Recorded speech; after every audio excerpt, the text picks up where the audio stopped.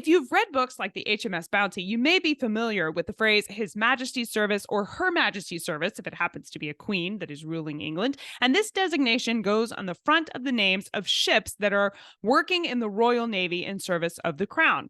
It turns out that for Shakespeare's lifetime, however, ships did not actually have this designation as part of their names. Let's find out why right now on That Shakespeare Life.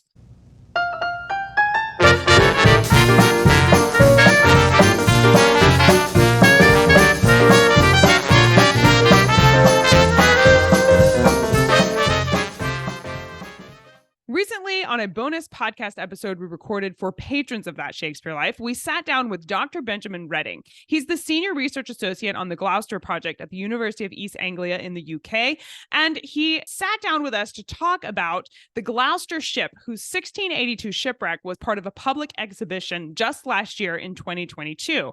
As part of that conversation, Ben explains why the HMS designation was not on ships for the 16th and 17th century. Here's what he had to say. Hello, Ben. Welcome to the show. Hi there, pleasure to be here. I understand the letters HMS for Her Majesty's Service or His Majesty's Service would not have been the correct prefix to use for royal warships in the 17th century because that designation happened later in history. So I'm wondering about the Gloucester. It was in the service of the monarchy, so what would its official name have been pre-HMS designation? That's right. So really, it's just that. It is just the Gloucester. There is using HMS would be somewhat kind of anachronistic to use at the time. It's an anachronism. The actual use of the term HMS doesn't come about until the end of the 18th century, and so it's about 100 years later.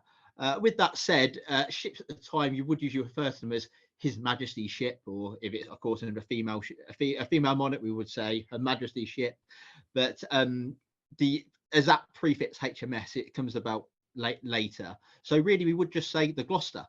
It's also worth mentioning that the Gloucester is built in between 1652 and 1654, which means that it was actually built under the Commonwealth. It was built under Oliver Cromwell. And of course, during that time, there was no monarch, and so we wouldn't have His Majesty's ship at all during the time when the Gloucester was first built. So now you know, if you're researching ships from the 17th century, their names would not include HMS in the title. That's important when you're going back through official records or researching the history of major ships in the Royal Navy, because you won't find that when you look in that part of history.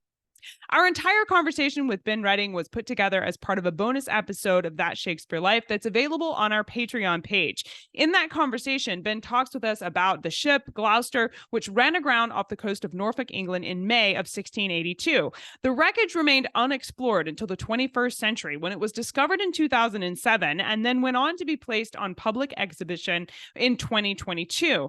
Ben Redding shares with us the history of the wreck itself, the passengers that were involved, and what happened between the 17th century and today when it's available to see.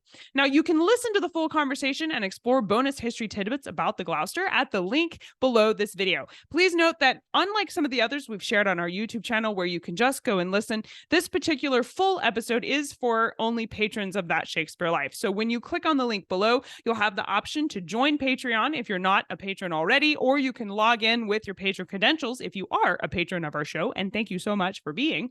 And it'll open up not only where you can listen, but there's also bonus history about the Gloucester and artifacts and different things packed into those show notes as well. So you'll find all that at the link below. That's it for this week. Thank you for watching. I'm Cassidy Cash, and I hope you learned something new about the Bard. I'll see you next time. Bye-bye.